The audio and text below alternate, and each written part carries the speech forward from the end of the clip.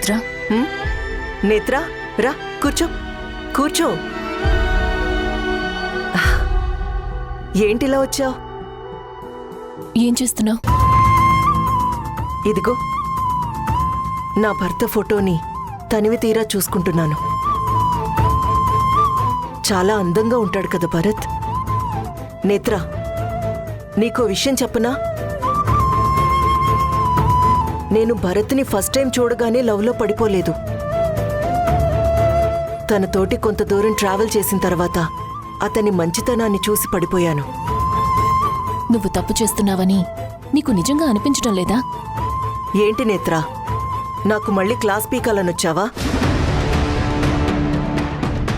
నా కోపిక లేదు నేత్ర. ప్రతి ఒక్కరూ నాదే తప్పంటారు, నాకు తెలుసు. కానీ ఏ ఒక్కరూ నా మనసులోని బాధని మాత్రం అర్థం చేసుకోలేరు. మీ మాటలు విని విని విసుగెత్తిపోయాను.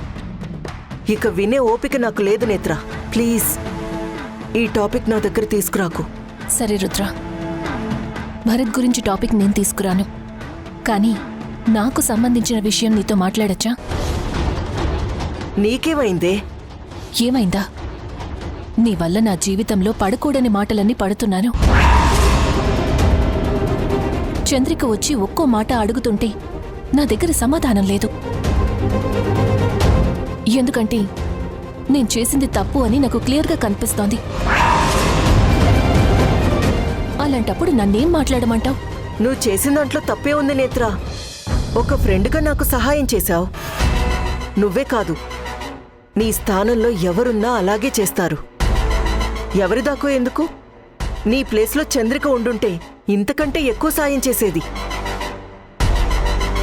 నీకు సాయం చేసినందుకే ఈరోజు చంద్రిక అన్యాయం అయిపోయింది రుద్ర. నీకు ఫ్రెండ్ని కాబట్టి నిన్ను అలాగే వదిలేయలేక బయటికి తీసుకొచ్చాను. దానివల్ల నేనెన్ని మాటలు పడ్డానో తెలుసా?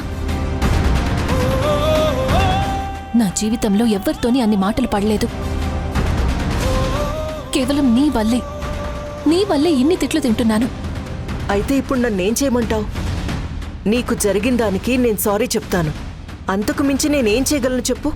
నిజంగా నువ్వు చేయగలిగిన సాయం ఏదైనా ఉంది అంటే భరత్ని వదిలేయడం. వదిలేస్తావా? ఏం మాట్లాడుతున్నావు నేత్ర? భరత్ని వదిలేయాలా? అలా ఎలా వదిలేస్తానే? అయినా నా మెళ్ళో తాళి కట్టిన భర్త. ఆ తాళికి విలువే లేదు రుద్ర. ఎందుకు లేదు? ఎందుకు లేదంటే ఆ తాళి నీ మెడలో పడక ముందు భరత్ చంద్రిక మెడలో తాళి కట్టాడు. హిందూ యాక్ట్ ప్రకారం భార్య ఉండగా మరో పెళ్లి చేసుకుంటే ఆ పెళ్లి చెల్లుబాటు కాదు. ఆ విషయం ఒక మాజీ పోలీస్ ఆఫీసర్గా నీకూ తెలుసు. ఏదో నీ ఆఖరి కోరిక తీర్చాలని భరత్ నీ మెడలో తాళి కట్టాడే తప్ప నిన్ను భార్యగా చేసుకోవాలని కాదు. నేత్ర, నాకొక విషయం చెప్పు. నేనిప్పుడు భార్యగా ఆయన నుంచి ఏం కోరుకుంటున్నాను? ఆయన ఆస్తి నాకు అవసరం లేదు. ఆయనతో పిల్లల్ని కనగలిగిన అవకాశం నాకు లేదు. కేవలం భరత్ గారికి భార్య అనిపించుకుంటే చాలనుకున్నాను. ఆ అవకాశం కూడా నాకివ్వరా? ఎవ్వరూ ఇవ్వలేరు. ఈ ప్రపంచంలో ఎవ్వరూ నువ్వు చెప్పేదానికి ఒప్పుకోరు. ఎవరిదాకో ఎందుకు? చంద్రిక ప్లేస్లో నువ్వున్నా ఈ ప్రపోజల్కి ఒప్పుకోలేవు. మరి నా సమస్యకి పరిష్కారం? నువ్వు భరత్ని వదిలేసి నాతో పాటు వచ్చేయడం. లేదు నేత్ర, అది మాత్రం జరగని పని. దానికంటే ఇంకొక సింపుల్ మార్గం ఉంది, చెప్పనా? ఏంటది? నా చావు.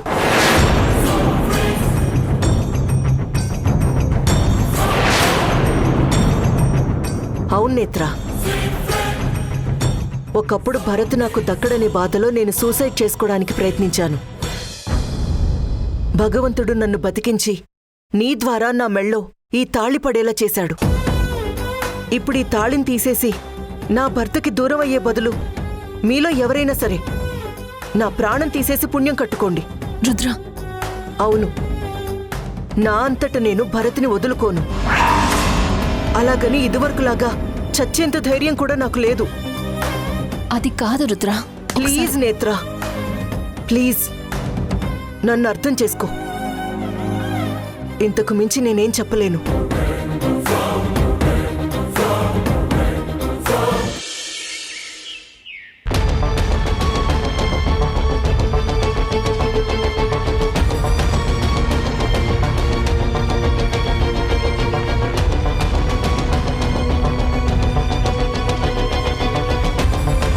గుడ్ మార్నింగ్ అండి.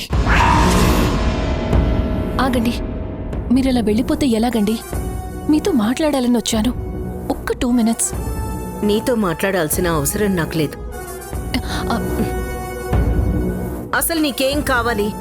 నాతో నీకేం పని? మీనాక్షి గారు, ఈ ఇంట్లో జరుగుతున్న గొడవలకి రాత్రంతా ఆలోచించి నేనొక పరిష్కారం ఆలోచించాను. అది ఒక్కసారి మీతో చర్చించుకోవాలి. దయచేసి 2 నిమిషాలు నాకు టైం ఇవ్వండి. నువ్విచ్చే పరిష్కారం అందరికీ ఆమోదయోగ్యంగా ఉండాలి. అంతేగాని నీకు నీ ఫ్రెండ్కి ఫేవర్గా ఉంటే పనికి రాదు. మీనాక్షి గారు, నేను రుద్ర గురించి కంటే చంద్రిక గారి గురించి ఎక్కువగా ఆలోచిస్తానండి. ఇప్పుడు ఈ ప్రాబ్లంకి సొల్యూషన్ రుద్ర కంటే చంద్రిక గారికి ఎక్కువ అవసరం. సొల్యూషన్ ఇవ్వాలి అని నీ మనసు కనిపిస్తే ఆ రుద్రాణిని బయటికి తీసుకొచ్చేదానివే కాదు. ప్రాబ్లంని తెచ్చి కళ్ళెదురుగా పెట్టి ఇప్పుడు సమస్యకి పరిష్కారం చెప్తాను అంటున్నావు. నీ మాటలు ఎలా నమ్మాలి? ముందు నేను చెప్పేది వినండి. అది మీ అందరికీ ఓకే అంటేనే దాన్ని ఇంప్లిమెంట్ చేద్దాం. సరే చెప్పు. నాకు తెలిసి రుద్ర తన ప్రాణం పోయినా భరత్ గారిని వదులుకోవడానికి ఇష్టపడదు. అలాగే చంద్రిక గారికి లీగల్గా ఫైట్ చేయాలంటే టైం సరిపోదు. ఎందుకంటే ఇలాంటి కేసులు కోర్టులో ఎంతకాలం లాగుతాయో మీకు తెలుసు, ఆవిడికి తెలుసు.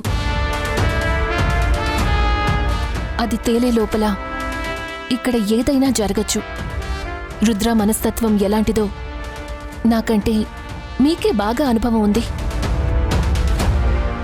ఇంతకీ నువ్వు చెప్పదలుచుకుందేంటి? నేనది చెప్పిన తర్వాత మీరు మరోలా అనుకోకూడదు.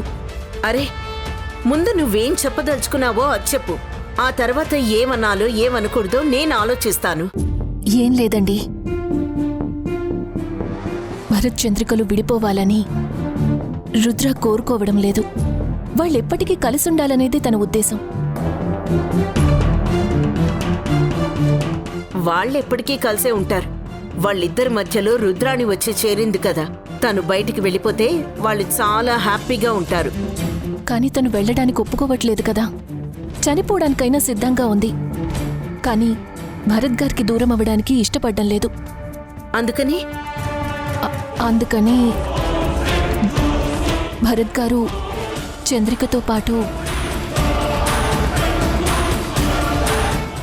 రుద్రాన్ని కూడా భార్యగా యాక్సెప్ట్ చేస్తే